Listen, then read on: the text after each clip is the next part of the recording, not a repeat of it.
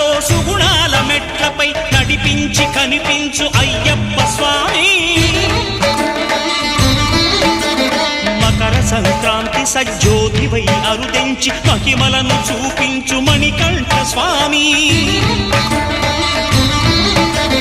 కర్మబంధము బాపు ధర్మశాస్త్ర